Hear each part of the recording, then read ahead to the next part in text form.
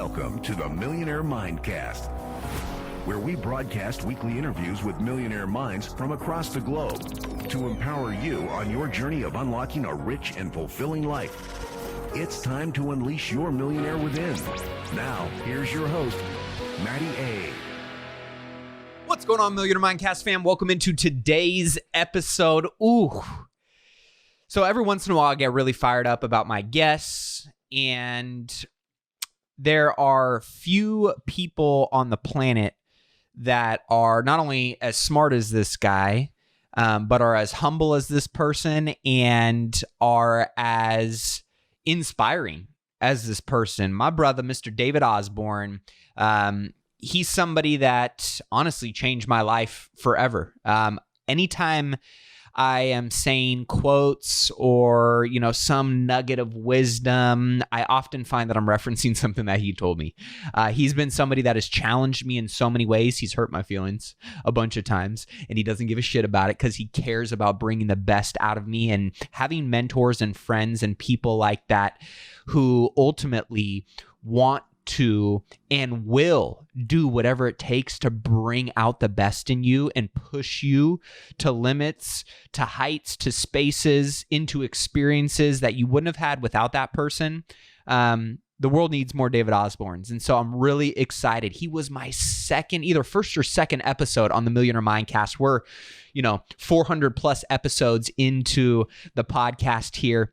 And David was one of the catalysts for me starting this podcast. So anytime I get to bring him back on and hear what he's up to, being that he is always surrounding himself with billionaires, with millionaires, big thinkers, big action takers. He's got his hands in some of the most insane opportunities. He's got his mind and his conversations in the wisest networks, in the most tapped in, resourceful, connected communities. And he's just one of these people that you want endless amounts of time with because you always leave better, you leave inspired, you leave challenged. And so I'm really excited for you guys to dig in on today's episode. Before we talk about what we discussed in today's episode, if you're new to the show, welcome. Be sure to hit that subscribe button so you never miss another episode of Millionaire Mindcast. We talk all things mindset, money, motivation, market updates to help you on your wealth building journey. We know that everybody's got a different definition of wealth, but we all want the same thing. We want to be happy. We want to be fulfilled. We want to make an impact. We want to live legendarily. And money is a big part of that, but it is not every part of that. And we like to cover all aspects of living like a millionaire, not just in your bank account, right? Not just in your business, but in all aspects and all gardens of your life. And that's what we like to dig in. And we definitely covered a lot of those topics in today's episode. So you guys are going to get a little taste of Mr. David Osborn, one of the founders of GoBundance. Many of you have heard me talk about this mastermind group that I've been a part of for 7+ years. But David is one of the most amazing people and greatest friends and mentors I could have ever asked for. So I'm excited to get to share some of his wisdom with you guys today. If you haven't listened to his first episode, go back. It's literally, I think, episode 1 or 2 to check it out. You won't be disappointed because literally I've heard this guy talk, on stage maybe 50 plus times. And every single time I walk away with something new, something profound, something impactful. And when you can be in those kind of conversations, you're going to grow into what you're hearing, what you're listening, what you're surrounding yourself with. And that's why I love, selfishly, being able to be the host of Millionaire Mindcast. So I'm grateful to be a top 50 and 100 business and entrepreneur podcast in all of iTunes, thanks to you guys. So if you enjoy these episodes, all I ask is that you either share it with a friend, a family member, tag us on social media, official Matty A across all platforms. It means the world to me, as well as just leave a review on whatever podcasting platform you enjoy listening to this content on. If you haven't said what up to me yet, shoot me a text at 844-447-1555 and check out millionairemindcast.com for any of the links or resources that we talk about in the show. Those will be all at millionairemindcast.com on David's episode. So don't forget to check that out. And we have all kinds of other cool courses, freebies, spreadsheets, downloads. For those of you that are looking for that information, that's at millionairemindcast.com. And for my wealth builders, for my goal setters, for my planners, head over to therichlifestore.com to check out some of the products that we have for our Millionaire Mindcast family. So with that being said, I don't want to waste any more time. Get your notebook ready, get your pen handy. You're going to have a cramp after this episode because David dropped some gems. And with that being said, let's not waste any more time. Let's dig into today's show with my great friend, Mr. David Osborn, right after this quick message from today's show sponsor. Well, I'm excited to welcome in. Did you know that you were my number 2 episode? We're in like 400 episodes right now. One of my great friends, all-time mentors, Mr. David Osborn. How we doing, man? Oh, it's so good to be with you, Maddie. And it was a lot of fun. It seems like yesterday, but yeah, it must have been a few years ago when we did that episode, right when you were launching. 5 years ago, episode 2, David Osborn. And most people have heard me tell this story before, but one of the reasons why I started this podcast was because of you, was because of my experience at your house in Steamboat when you guys invited me. I think GoBundance was only at like 13 or 14 members. I don't know. We're at what, a couple hundred now, 300 something. Yeah, 375 now. And I remember being this 25-year-old kid, you know, coming in there and seeing what, you know, was kind of experiencing and hearing what one millionaire is, and then experiencing real life what I thought was the right way of being a millionaire, which was living like a millionaire in all areas of your life and not just being bankrupt in a bunch of other areas and having a ton of money to your name. And you were one of those guys that inspired me to journal and create this rich life planner over my shoulder. So many of quotes and, you know, messages that I share often are rooted in, you know, wisdom and teaching from you. So I'm excited to have you back on the show. And man, dude, it's been a while since we've actually gotten to hang out. What a deal, man. And I love meeting you. You have that energy that makes older entrepreneurs like myself get inspired and remember why we did all the hard stuff we did to get to the financial freedom. You're just so positive all the time and a can-do attitude. Then you and I went on some adventures too. We've been to Peru together. We've hiked Machu Picchu. We've done Oktoberfest in Germany. Oktoberfest, that was epic. We've done that was still probably top 3 days of my life. That 24-hour stint of Oktoberfest and all those shenanigans was. I think that's where I threw out my back when you and I jumped up on the scaffolding and started doing pull-ups. I've never quite been able to do pull-ups like I did again. We'd been drinking maybe just a little, and then we tried to have a pull-up competition. That was the definition of a bucket list adventure. Yeah, that was the definition of a bucket list adventure right there. Now, for those that don't know, David Osborn, I mean, you've written best-selling books. You've got one of the largest brokerages and real estate brokerages in the world. You've got, you know, your hands in all different types of businesses, real estate investment funds. I mean, all kinds of things. And people always love to know where it all started, right? Like, where did this entrepreneurial bug, you know, bite you, and when did it kick off your journey? And obviously we can kind of fast forward to where we're at today, because I'd really love to know more about, you know, your thoughts on navigating entrepreneurship in today's climate. Being that so much has changed and accelerated over the last year, and we haven't really gotten a chance to talk about some of those things. But where did your journey start? I had a rich uncle, Maddie, and the rich uncle, my grandma was the poor sister of a rich uncle. So he would have been my great uncle. So my mom's family, my mom's British, we were like the poor offshoots of a wealthy family. So I got to be around wealth a lot as a kid. And I honestly think I was just like, wow, that looks better. You know, like my uncle, who had 2 Jaguars and a gardener and chickens and a 70-acre farm in Surrey, England, and was a magnanimous, generous guy and would have feasts at his house, and all of us would come. There'd be like 40 people in a room on a big U-shaped table. And of course, he'd be sitting at the head of the table. And I just always thought that looks better. And then he was kind of a mentor of mine early on. He'd give me jobs. I'd be taking the eggs out from under the chickens, or I'd be cutting wood, or I'd be helping with the hay. So there was a lot. People that grew up on a farm had to do that all the time. I didn't have to do it all the time, but I did a lot of like helping on the farm when I wasn't at school and stuff like that. So I kind of got some of that. And I think just at a very young age, I just made the decision that I was going to be that like my great uncle Ted. And that fed through my life. And I was thinking back about how ironic life was, because even when I was in high school, the kid across the street from me was like the coolest kid in the school, like one of the coolest kids. Everybody looked up to him. They loved him. He had a big personality. He was a big fighter. And I remember around age 16, he turned to me one time and he said, if I can't find the job I like when I'm older, I'm going to come work for you. And I thought, what does he see in me? I'm just a dorky kid that's like one of his hanger-oners that I want to be around him too. And I played Dungeons and Dragons back then, and I was working as a bagger. So, but for some reason, I think I chose it early. And then people, the stories I remember are people fulfilling and validating that idea. Now, again, in life, I think like the reticular activator, you tend to see what you want to see. So it is just possible I made this decision as a young man that I wanted to be financially free. And the conversations I remember are those ones, not the ones about maybe I was good at music or math or programming. It was really those conversations. And I've just felt like it was the right thing for me, like I would be wealthy. And then I had a lawn mowing company. I always worked hard. I wasn't a great student, but I worked very hard all through my life. Had a lawn mowing company, grew it up to 3 trucks, got into sales, got into Keller Williams. So I think there was some decision point. And, ultimately, I think life always boils down to a decision. Do you want to be wealthy or not? And it's not a bad answer to say no. I know some great people that have an incredible blue collar, middle class life. They almost live, like a billionaire anyway, because they got all their friends and they have their barbecue and they have the things they love, their fishing, their hobbies, whatever it may be. And that's it takes some sacrifice to build wealth and some process and some pain. And so at least it did for me. I don't know if it does for everybody. So ultimately, I just made a decision as a youngster, and I think I stuck with it somewhere around 13, 14, actually probably younger than that, 11, 12, 13, somewhere around there. I think I just decided I'm going to be one of the rich guys.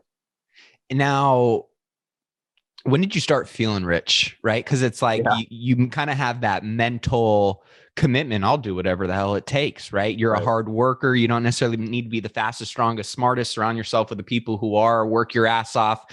Find the right opportunity. You've taught me there are so many different frameworks and so many different processes and strategies out there. And oftentimes we overcomplicate how we can go out and create success in our life. So for you obviously decided mentally that you were going to be wealthy and, create an amazing life for yourself. When did you actually start to feel like it's becoming real for you? Well, I mean, 2 things come to mind as you say that. First is there are so many nuances to wealth. And, one of my favorite quotes is, how do you eat an elephant? And the answer is always, it doesn't matter. If you're going to eat the whole elephant, you just got to take one bite at a time. Right. Yeah. And you think about it, a friend of mine is a really good basketball player. I know you are as well. And he was telling me how he coaches his kid to look at the feet or something of the opponent and then start with the other foot. It was something about how you started a dribble to get around a person. And I was thinking, man, that's a nuance I would never think of in basketball. But this guy played semi-pro, or he got paid to play, but not at the NBA level or whatever. So he's obviously very accomplished in that space. And I thought the same is true of wealth. There's like a million little bit of details that I've added and layered onto my life to make me be wealthy that are just like putting your foot forward correctly when you're trying to dribble the basketball. But mine just happened to be around money. But it doesn't matter. It's not, even though I know a lot, it shouldn't be intimidating to one of your listeners, because you're going to have to eat the whole damn elephant anyway.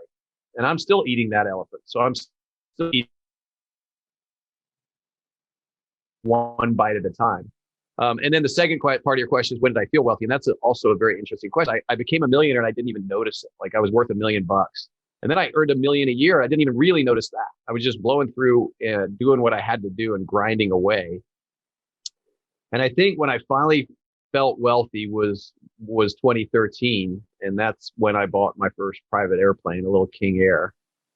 And I was just torturing myself over this decision. Who am I to deserve it? Imposter syndrome. Like, why do I get a private plane? The only reason I even thought about it is because I had a buddy that had a jet. So I was like, and I just bought it. And then a friend of mine said, a coach of mine at the time, he said, look, if you buy this plane, do you think you're going to make more money or less money? And I said, probably more money. And I bought it, and my income went up every year ever since. Now, is that true and unrelated? Sometimes we fool ourselves. It might just be a self-justifying reason to own it.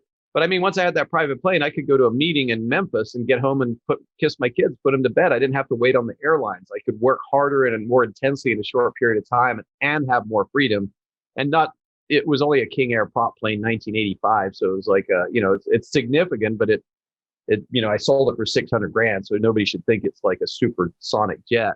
But I think at that point, after having that for a year or two, I began to realize, oh, wow, I'm actually doing pretty good. Yeah. And before that, I probably didn't think I was. And, I was probably worth 40 million at the time. So that just goes to show you how silly you can be as a human with your measurement sticks. And then the other lesson from that is just like you hanging out with me in Steamboat, just being constantly exposed to these people that think so big and have private jets and stuff always made me feel kind of small. You know what I mean? Even though I was on a real world basis, absurdly wealthy and just dumb to even feel any sense of lack, and super grateful and super privileged. But at the same time, the reality is I'm hanging out with guys that make me look like a minnow. So I didn't feel like I'd arrived, if that makes any sense. Yeah, no, that makes total sense. And I think, a lot of people, there's two things that come to mind. There's one, living below your means until you realize you really don't need to live below your means, and kind of what that correlation looks like and how it maybe can serve you or also hinder you.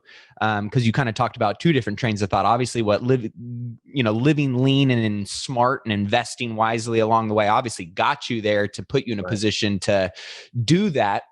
But at the same time, right, you also said, hey, when I started actually reinvesting and living a little bit bigger, I also brought bigger opportunities, conversations, experiences. So how do you kind of get clarity of when do you earn the right, or when do you give yourself permission? How do you give yourself permission to start kind of playing up to higher levels and creating bigger opportunities for yourself? It's a staggering process. Like I didn't even buy a new car ever in my life, I think until about 2003 or something like that. Even then, actually, in 2003, I bought a Lexus. So I'd been like 37 years old. And I was probably, I might be off on I might have been 38. But anyway, I was 37, let's just say. And I was making a bunch of money, like probably $1 million a year. And I went and bought a $44,000 Lexus, and it was briefly used. So it had been driven for like a year, had 5,000 miles on it. So I was still trying to save the tax, title, and license, right?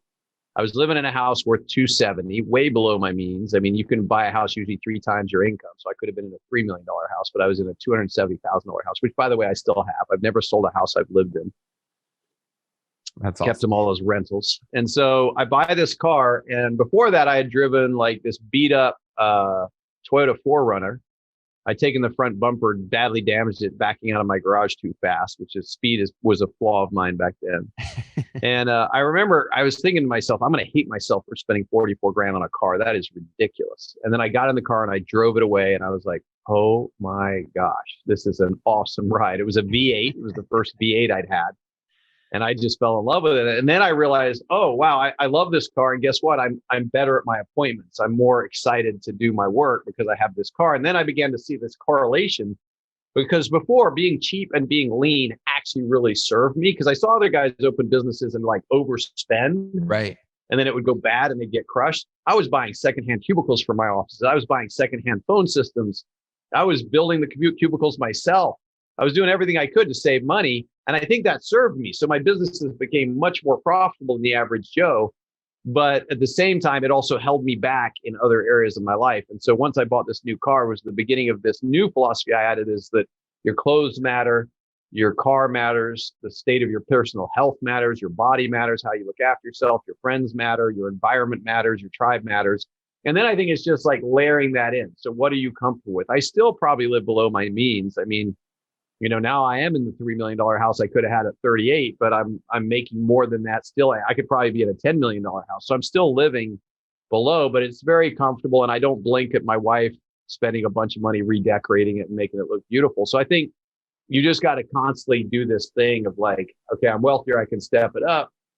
But if you're wealthier and you keep low, you're just a cheap bastard. Then why would you be that? I mean, It doesn't make any sense.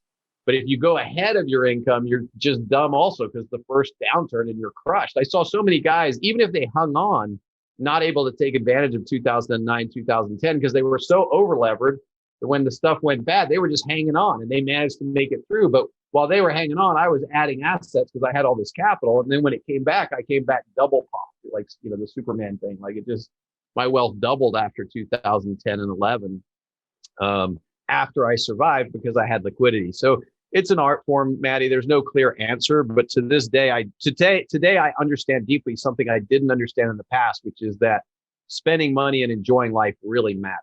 Like in having an environment you want to be in really matters, because it gives your soul and your spirit a validation and a reason for continuing to expand and grow. Yeah, no, that makes total sense. And you mentioned kind of this feeling of imposter syndrome, right? Like there's this beauty of getting around people who think bigger, act bigger, are bigger. But then there's, right, this little voice in our head that, this narrative and conversation that we always find a way to, well, I don't know if I deserve to be in this room, and right, or how did I get into this opportunity? And I know a lot of people struggle with that, right? Because you kind of almost, it's kind of the chicken and the egg scenario, right? Of you got to kind of think and feel and show up big sometimes before you are big, but you also don't want to be inauthentic, right? So how did you handle and deal with that? Because I've struggled with that being around guys like you, right? Where, man, I'm so grateful to be in this conversation or be here, but then you also have some of those self-doubts, right? So what do you say to the people that are, trying to shape and expand their identity to level up in life? I mean, part of shaping and expanding is to feel inadequate, right? I mean, if you felt totally adequate, why would you bother shifting or changing anything? True. I think it's worth cultivating a little bit that sort of that little person inside that's striving to be better and do more. I think that's worth cultivating. So for me, I just allow that to be. One of my key employees said to me the other day, he goes, "You're really humble, probably more humble than you need to be." Now, that doesn't mean I'm not at times bragging or arrogant. What he's just saying is, like, when I present to people, when I'm trying to raise capital for my fund and when I'm doing this, I show up still as that dorky kid that's looking up to the important, popular kid next door, right? Even though I've done really well myself. But I think that's useful. Like, I think it's good to be humble, keep your eyes wide open. I recently had a barbecue at a billionaire's house. He just moved here. And I was walking around like the little kid with his hat in his hand, trying to meet all these new VCs that are moving here from California.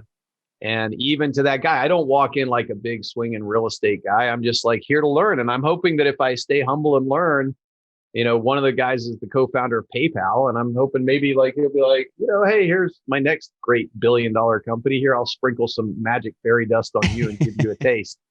And I don't think you get that.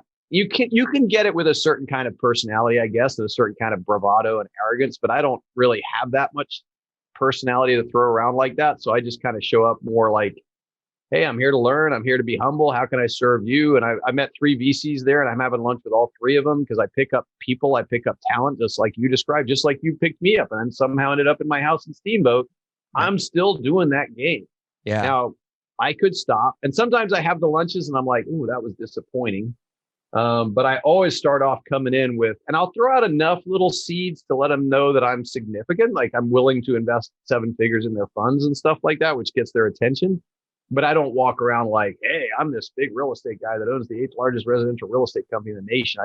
I don't do that. I'm like, hey, who are you? And what are you up to? Oh, you're into funds. Oh, that's fascinating.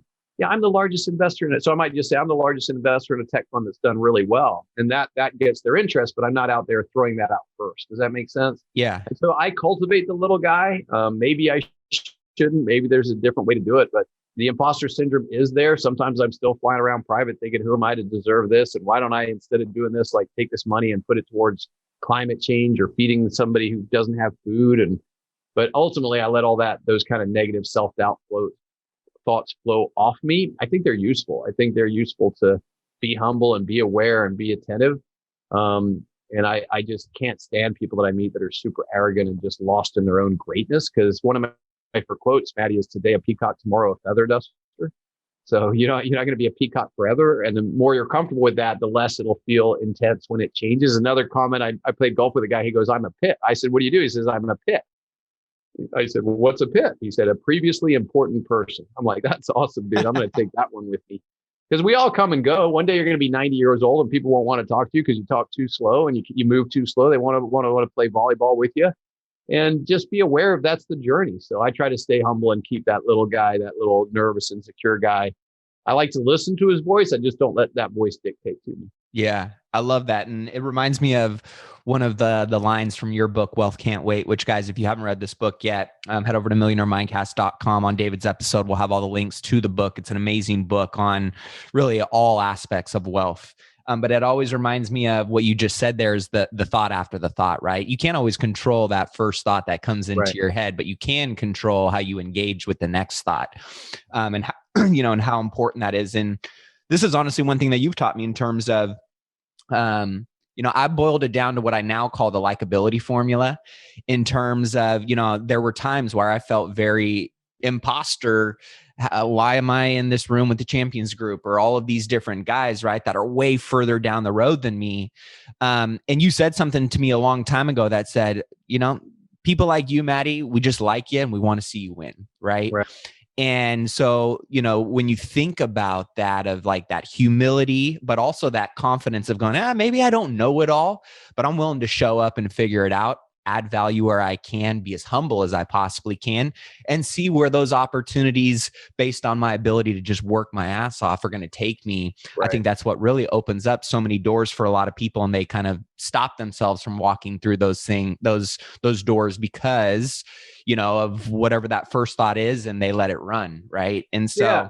I mean, you've got a gift of likability, and we've all got like this deck of cards. We got to play our cards. And you've got incredible likability, great energy, great curiosity. You've got a bunch of them, right? I don't have as much personality as you. I have some, but I also have the, hey, I'm here to serve card. Like, I can play servant leader very well because I grew up in a very intense family and seemed like a lot of people needed to be taken care of. So I just developed that young. And so we all have our cards. And if you're your listeners just need to learn what their cards are. But for sure, that first voice that's super paranoid, people can try to suppress that, but my experience is it's best just to let it be part of the tribal council. So in my head, I've got a tribal council. We're not really one person. There's a concept called internal family systems. I think that's what it's called, internal. And it basically says we have a family of people within us. Like, there's not just one. You got the anxious one, the brave one, the warrior, the ambitious, the let's chill, like all these different pieces of you that show up at different moments. And to me, it's like I got my own internal tribal council. So sometimes I just say to the neurotic one, yeah, I know you're a little scared. It's going to be fine.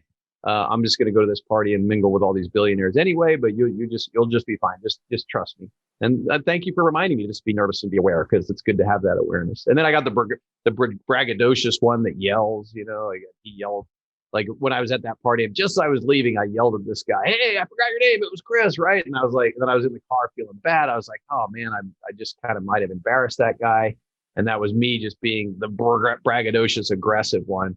But then as I was driving out, he was walking down. I rolled my window. I was like, hey, Chris, I'm so sorry to like yell at you like that. I got a do-over, right? Which was kind of nice. I said, I just had forgotten your name, and I was really proud of myself for remembering it. And I apologize for that. I shouldn't have yelled. And he's like, oh, dude, it's fine. We really enjoyed meeting you. And I was like, okay, cool. I got a do-over.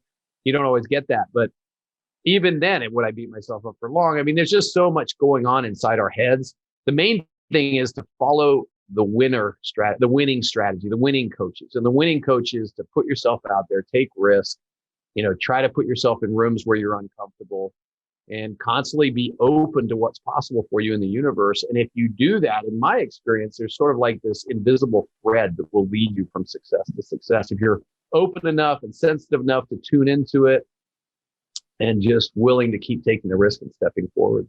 I love that. I don't know if I've heard you talk about the tribal council before. Is that something that is new in your world, or is that?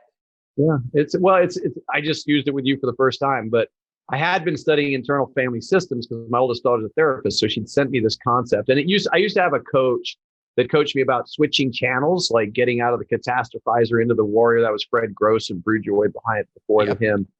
But then my daughter showed me internal family systems. There's a really cool guy, Richard Strauss. I think he talks about this a bunch. He's a therapist. He was on Tim Ferriss's podcast, but and I was listening to that one going, oh yeah, we do have he says we're not really a singular person. We're a multi-person. Like, we're I can't remember his exact word, but there's more than one persona in our head.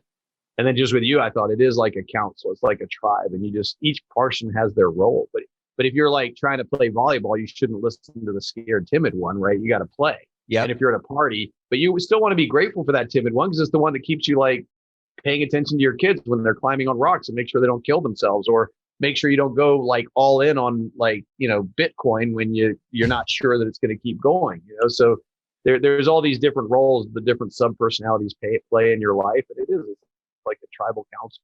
That's very interesting role. because you do hear a lot of people, especially elite performers, peak performers, they kind of all have their different personas, right? And they know when, hey, Kobe's dad today, but he's Black Mamba and going to slit your throat when he's on the court and he needs to be, right? Like, so I love that because it's good to acknowledge who those people are instead of trying to stifle those voices, know when, they're coming up and when they need to go away, when they need to get engaged with.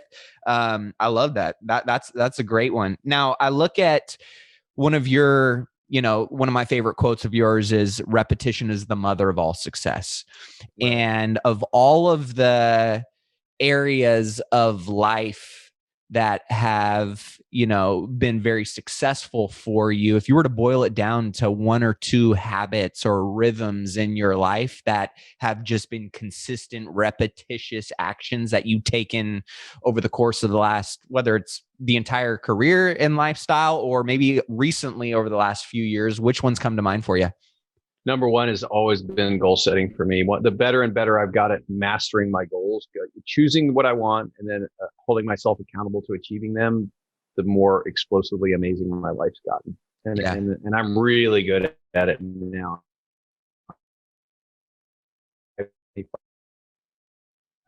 Your journey. When I started, I would write goals down and then not pay attention to, not do them, have no integrity around them. And today I'm like the Black Mamba when it comes to my goals. So I strike my goals. I slit their throats. I get them done, just like you described. I track them in my journal. I track the important habits, and I nail goal setting. And I'll show you. I know you've seen this 1,000 times, but like that's my flight plan. And I love it because it's no different, right? You don't. And then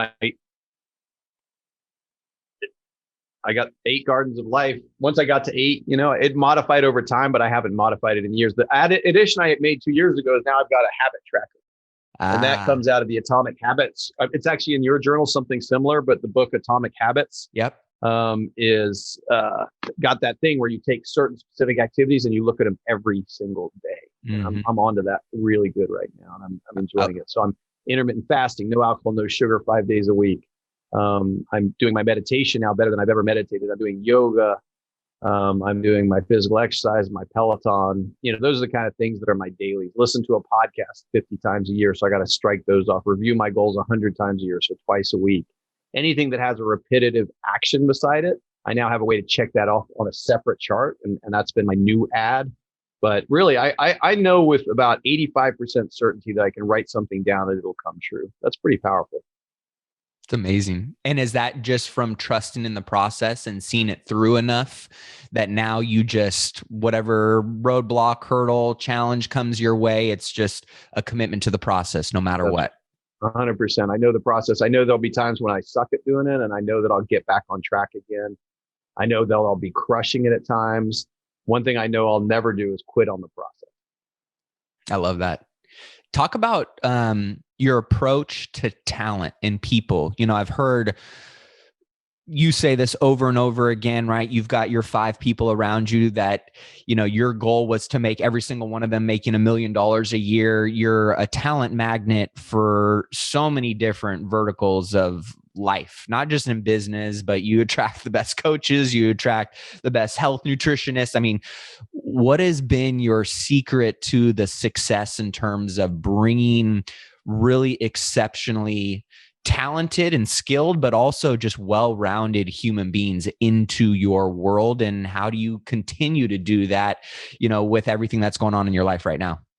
Yeah, I am a talent magnet, and I think there's a couple things. If talent's going to work for me, they will see a badass human being who's also humble and scared and willing to admit that has this catastrophizer imposter thing going on. So I'm not unreachable. And then the second thing I do is I give really talented people a lot of freedom, and I don't put them under my thumb. I would never work for somebody under their thumb. So I bring them on. I pay attention to how talented they are, because some people do need a thumb on them. And it's not going to be my thumb, but I can hire people to have their thumb on people. But ultimately, the very best guys that I have probably all think they do their job way better than I could. And they probably think I'm kind of in their way more than helping them. Sometimes I help them. One of my partners in particular, who makes about $3 million a year, he works, and I make about $3 million a year from a business that he runs, and we're partners. And he'll sometimes say to me, "Oh, that was kind of useful. You were useful today," like implying that most of the time I'm not useful, right? So, "Oh, you gave me some good ones today, David." Yeah, that was kind of surprising. I'm like, okay, all right, whatever. And then I have, I definitely have partners that are more talented at what they do than I could possibly be and what I could do. So the great talent doesn't want to be like over managed. And then, the other talent is just a stepping stone. Like I had direct texts or emails with 2 billionaires last week, right? So I'm cultivating people in my life that are next level people. I met with a guy yesterday. They have their third fund. They've raised $325 million in like 6 months. They're just killing it. And it's investing in new technologies as they're coming out. I met him through the Billionaire, the guy I told you that moved here from Silicon Valley. And then I'm meeting a guy today that's worth probably 600 million. He's an oil and gas guy. When I meet people that are interesting, I try to think, well, what's my hook? How can I get in with this person? Like if it was Tony Robbins, it was easy. You just had to pay to be in, platinum partners. But with these guys, a lot of times they have funds. So I'm like, okay, I joined Tiger 21, which is a 30,000 a year membership group full of high net worth people. I've met a bunch of people through that. And then I'm just looking for like, who's that winner that can teach me something? A lot of times I'm teaching others, and I certainly pour into others a lot, less and less.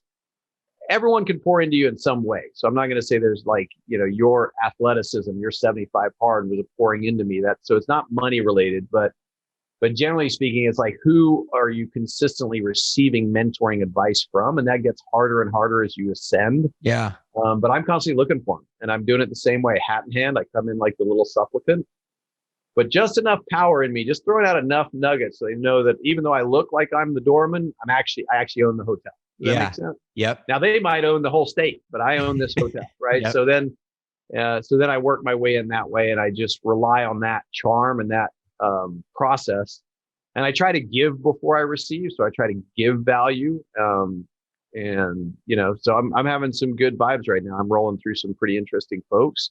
And just like anyone, you are the closest, the 5 people you hang out with the most is who you become. And I'm trying to step that circle up all the time. Yeah, I was going to ask you in terms of, for someone at the level that you are at and really have been at for a long time, you're somebody that I've always admired your curiosity and willingness to, ask really great questions, hire coaches, still involved in masterminds, right? What is it that keeps you consistently, committed to that discipline of networking, of education, of growth? How do you not get complacent in the world that, many people would say is, ideal and you don't need to do anything anymore? I just don't, I have this kind of fear of like being settled, deciding that I've got what I want, deciding there's no more room to grow. I mean, I think the status quo is very boring. Very uninteresting. And that would include me. So I don't want to fall into the status quo. I've got every opportunity, if I wanted to just walk around and do nothing and act like a big swinging person, and like a overly proud of myself person. But the reality is there's so much more I want to learn. There's so much more to do. I want to see if I can take my wife and I relationship to a 10 out of 10. So we hired a conscious loving coach. We're trying to learn to communicate with each other in a different way where we talk about our feelings.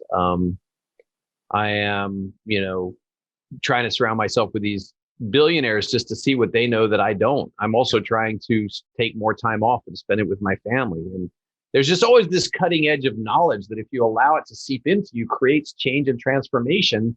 And just like you wouldn't want your 4-year-old to stay as a 4-year-old, I view myself the same way. I'm just a child of life, and I'm trying to keep that growth going. I don't want to get settled or set in anything. And so I don't know where that comes from, but it just seems to me that it's the only way to live. The status quo is it's also, I think, one of the highest forms of leadership, in my opinion. almost somewhat passive leadership, like the way you show up in your life and as you lead by example, not just being a messenger, but living your message every day. You don't even have to communicate to me, and yet you're inspiring people like me and others around you, right? So I look at the people that are constantly growing, challenging themselves, putting themselves in those uncomfortable situations, people who look like they've got it all figured out, but actually are being humble and saying, well, I don't know this.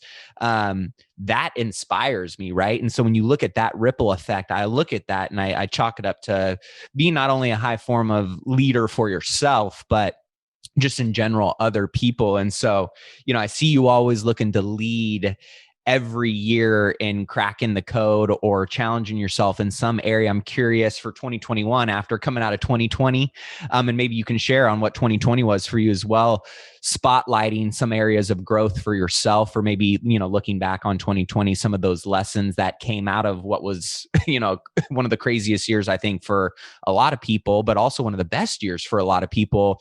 What were some of the things that showed up for you last year, and what are you maybe focusing on this year in terms of growth? So last year was for me a blessing because I was over traveling and I didn't have a good handle on my travel. As being a guy that says yes to a lot of stuff, I think 2019 I was in the air 220 hours, and 2020 I was in the air 80 hours. So I got back, I don't know how many trips that is, but 60% of my air time, and a lot of that trips came at the very end when I finally realized I had to travel it's a long story. So I got to stabilize and be with my family. I taught my son how to ride a bike at 3. I got my daughter into guitar. She wanted to do guitar, so I just went and took lessons with her. We both learned how to play the guitar together. She's way faster. The young mind is so much quicker at absorbing stuff. Really spending time with family was fantastic for me. And then running the businesses virtually. I hate Zoom, but it is way more effective to have a 1-hour Zoom call with you than to fly to California, yeah, right, have an hour meeting and then fly back, right? So that was all the blessing for me. So for me, that was weird. It's super weird what happens in the world, and the world's always been weird, but that was an especially super weird year last year. The way people react to it is fascinating to me. It always has been, from the people that say this virus doesn't exist to the people that are not leaving their home for a year. I mean, you've got these two extremes. Yeah. And then a lot of them so certain they're right that they're yelling at each other. And I feel like this guy in the middle going like, I don't know. Like I know one thing. One thing that's great about being older is I know how little I know. So I know very little. I'm not going to argue with you whether masks are helpful or not helpful because I got no idea. And I'm not going to do the research. And even if I did, there's like probably 20 pro and 20 con. And it's just a crazy thing for people to be so opinionated about things that I don't know. And I feel like I'm a fairly intelligent person. So, take that and factor all that in and say, like, how can you be so certain? Yeah. The politics was crazy. Oh my Lord, last year with the politics. I'm so glad to be done of that, even though, I'm a capitalist at heart, but it was crazy. Trump was such a inflammatory figure in society. Whether you loved him or hated him, that's probably the most inflammatory figure I think I've ever seen. Yeah.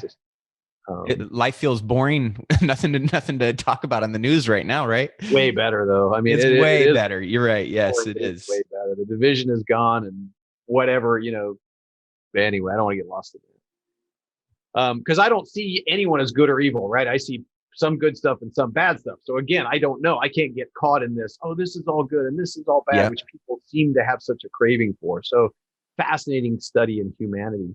But for me, last year was about family time and slowing down and realizing I don't need to do all that crazy travel.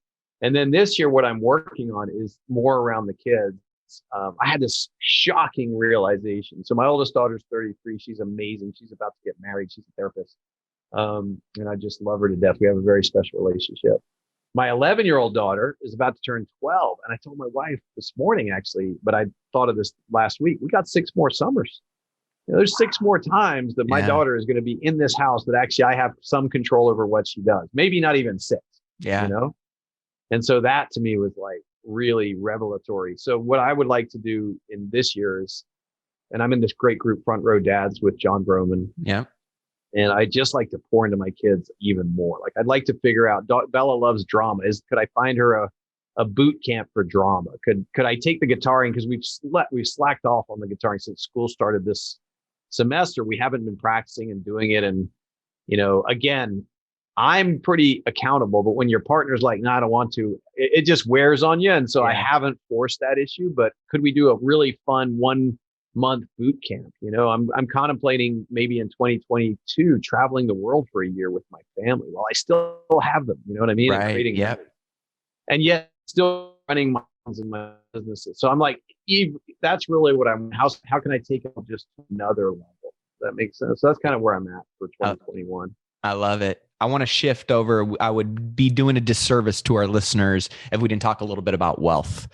In terms of, I'm curious, where do you see the opportunities that you're focused on, maybe in your world, and what are you hearing, in some of the networks, the billionaires, the mastermind groups that you're involved in? What are people excited about? What are they paying attention to? Where's money flowing to right now? Yeah, we're in a crazy time. Money's flowing there's a massive amount of money out there, and it's flowing to almost every asset class. The cash flowing assets, including real estate, and then crazy startup ventures and funds. The SPACs are crazy. And, right. For me, I'm writing 2 more books on wealth. One, and I'm excited about them. One is to do with real estate, and real estate's still my bread and butter, Maddie. It's where I've made my money. It's not glorious. It's not exciting. I'm meeting these young Silicon Valley kids now, and I'm like, wow, why can't I have been more like that when I was 30? But ultimately, I still love real estate. It's the safe, steady way to be wealthy. It's the everyman way to be wealthy. So I think real estate still is a great play. I think there's a long way to run on single family residence. And I know people, as rentals, people are like, well, how can that be? So much has happened. And there's still a housing shortage in the United States. Yeah. Right now, I see housing arbitrage going on. People are moving from San Francisco to Austin, where you can get a double the size of the house still for half price. I mean, the prices here are rising, but there's like a housing arbitrage. We're coming up to the bigger cities. But that means in the smaller towns, there's another. So we take Austin's here now, and there's these other little towns. There's also housing arbitrage there. You can buy in small places like Elgin, Texas, or Taylor, Texas, or Liberty Hill, which used to be insignificant. And there's housing arbitrage there. A little thing I did. And now, how long does this continue? There's always the chance it stops. But I went to a new housing development and I bought a to-be built for $330,000. Again, this is just experimenting, not my main bread and butter. And they were supposed to deliver it to me by June or something. They haven't even broken ground. They're so busy. They've already raised the prices $40,000. So that little 330 house is now worth $370. They're selling the same model at $370, although they've sold out. So they're not selling anything right now. And they're like, yeah, we're probably going to break ground in May. So they're like so far behind. So when they finish that house in 2022, and this is available to all your listeners, right? Yeah. This is a simple strategy, not moving my needle, but I just thought, wow, I wonder if, right? When they finish that house, and I wouldn't be surprised if I was up $100,000, I could turn around and with a $1,500 deposit, turn that into let's say $75,000 in profit, because I could flip the house. I might keep it. I might turn it into a rental, but just think about that. That's available to everybody. Yeah. How long does that last? And that's always the risk. Inflation could kill it. A spike in interest rates could kill it. But the bottom line is we since the last great crash, we have been about 1 million homes short of what's needed, for household formation. And you need to build, I believe, about 1 million a year just to keep up with household formation, maybe 1.2 million. So you got to add about 1.5 million for 4 years to catch up with that shortfall. And I think actually the shortfall was more like 1.5 million. So, and the builders are very spiky right now. They can't build anymore. They're at maximum capacity. The trades aren't there. The process aren't there. So I just still think housing has a way to go. And there's some data that backs me up on that, the ITR reports, but that doesn't mean I'm right. So all of your listeners should know it doesn't mean I'm right. And then the other side of that is the extreme tech play. And if you want to, if you had a bunch of money, I think you could take some risk in like Bitcoin or high tech or cloud computing. It's all going to the cloud. So Cloudflare, Databricks, anything that's, and again, I'm not a stock picker, but this is just, you asked my opinion. So this is my opinion. Yeah. But that stuff's more of a wild ride. So you have to be willing to ride the ups and downs. So a friend of mine called me the other day. She said, I'm thinking about Bitcoin. You think I should go in? I said, how much money have you guys? She got 120,000. I'm like, no, you should go buy 3 single family homes. Yeah. You got 1.2 million, put 120 in Bitcoin. Unless you've got that that sort of disposition to be all in all the time, if you've got that disposition, that rare, crazy gambler, and you're okay if you go to zero, then sure, take your 120 grand, put it in Ethereum, see what happens. It might do way better than real estate, but it also could go to zero. You have to be willing with those binary outcomes. I made most of my wealth the slow way, which is, betting on assets that pretty much wouldn't fail in the long run. Real estate doesn't fail in the long run. There are exceptions to that. You could buy in the neighborhood that gets worse and worse or has some kind of gas leak or a water problem like Flint, Michigan. But generally speaking, 95% of real assets go up over a 10-year period. Yep. And so let your tenant pay that down for you and let the bank lend you money on it so you got leverage, and let your appreciation take care of your wealth, I think is a very steady and true way to do it. But, there's the Bitcoin billionaires and all this other stuff going on too that I'm dabbling in, but it's no more than 10% of my net worth that I fool around with that stuff. And as we wrap up, for the sake of time, I want to make sure that we get you out of here on time. A lot of people are chasing the sexy, fast way to wealth, right? And I just wanted you to touch on this because, I've always learned from you, right? Wealth is made in the crockpot, not the microwave. And right now, especially for those young people that are coming into a little bit of money or a stimulus check or whatever, right? They're going to the fast wealth that ultimately isn't either sustainable or it's high risk. And I'm curious on your thoughts on that, because I remember a conversation not too long ago, and you said, even getting to 1 million, a lot of people get to 1 million and all of a sudden they take their eye off of what got them to 1 million and could really get them to 5 a whole lot quicker if they just stayed chopping wood right there instead of getting all excited and diverting attention and energy and resources to this and to that and to that. And it takes them 2, 3, 5 times as long to get there as if they were to just chop that wood over and over and over again. So what is your message to the people that really want to build wealth, want to create an amazing lifestyle for themselves, and the reality of the timeline and the discipline that goes into actually unlocking it and sustaining and then growing it versus making it quick and it being as easy and effortless as we're seeing in a lot of headlines with NFTs and SPACs and Bitcoin and all the shit that's going on right now? Well, I think for every 99 people out of 100 that invest in like SPACs and Bitcoin and stuff like that, one makes it big. I really do. Maybe it's 90-10. Maybe 10 make it big and 90 lose. And I think for every 90 out of 100 people that invest intelligently in real estate, 90% win. So you just got to say, what are those odds? Like if I were a young person listening to your podcast today and I got my stimulus check and I could figure out somehow, some way with my parents co-signing or some scraping down payment or selling my car and just Ubering everywhere, scrape up the down payment for a house, buy a 3, 4, 5 bedroom house, rent out to your roommates and let your roommates pay your house off for you. Called house hacking. Diego Corzo is a 30-year-old immigrant dreamer that doesn't even have a freaking legal green card or whatever because of that screwed up system. Hopefully that'll be fixed now. He is already he's already a millionaire. He's already got multiple streams of income and he's already living off his horizontal passive income and doing great. And that's what I would focus on because it's tangible and it works. Now, if you are like a biochemist from Stanford, don't listen to me. You're smarter than me anyway. Go do something else. Go create a new product that eliminates plastics from the oceans, change the world like Peter Thiel talks to in his 0 to 1. Yeah. But if you are a regular dude, like a C student, like I was, maybe a B student, whatever, and you're not that chemical engineer or that scientist, for crying out loud, just buy real estate right now. Don't wait time. Don't waste time. Don't wait to buy real estate. Buy real estate and wait. Go, if you're young, go have 2 or 3 roommates before you realize how much people annoy you. When you're young, you don't realize that. So you can have them all live with you. And that's what I did. My first home, I had 2 roommates. They were paying me $350 a month rent. I had the master and my entire payment was $800. So for $100 a month, I was living in the master. I thought I was living like a king. And so, I would do that game. And then from that, I have 101 single family houses today and I make $500,000 from those houses net, I just refied them. So that's an interesting story, but we'll talk about that another time. So I have 101 single family homes and they make me $500,000 a year net, whether I do anything or not. Right. So that's the game I would play. And then as you play that game, other opportunities will open up. As you start climbing the wealth ladder, new opportunities open up. I'm in a fund right now that I put $1 million in that's returning me 12 to 1. But if I had tried to play that fun game, mediocre returns, nothing. Yep.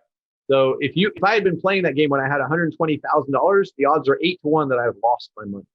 But because I played the slow, steady wealth game, I didn't invest in anybody else's stuff until 2013. So I already had a 26-year career or 27-year career, or I mean, maybe off a little bit on the numbers. And so I'd been investing in my own stuff for 20 years, using my own wits, my own skill, my own franchises, my own real estate investments. And then I started diversifying, and I had a lot of losses early. And so when you got that 120 grand, if you lose that 120 grand, you're out of the game. You got to go then work your regular job for 3 years to get that 120 grand back. Whereas if you just park it in something that grows 10% a year, maybe with leverage from the bank, you're getting 15. Well, then in 5 years, that 120 is now worth 240. And if you've saved another 120 in that time and maybe invested in a few other things, maybe you're now at $500,000. And then maybe you double that again in 5 more years, and now you're at $1 million. Now all of a sudden you're in a place where you can take 100 grand and go throw it at Bitcoin, throw it at something crazy. Take 10% of your wealth and hit for the home runs, but keep 90% in the base hit. I might even say 95.5. And that's the game I would play. That's really what I think the smart, strategic, prudent way to wealth is. But like I've said all along, Maddie, I could be wrong.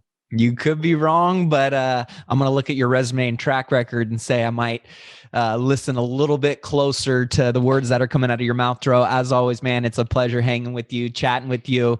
Guys, if you want to know ways to get connected to David, his books, all the amazing stuff that he puts out, one of the smartest and most generous and humble guys, as you've seen and heard here today, where's the best place for them to go check out some of your stuff, Dro?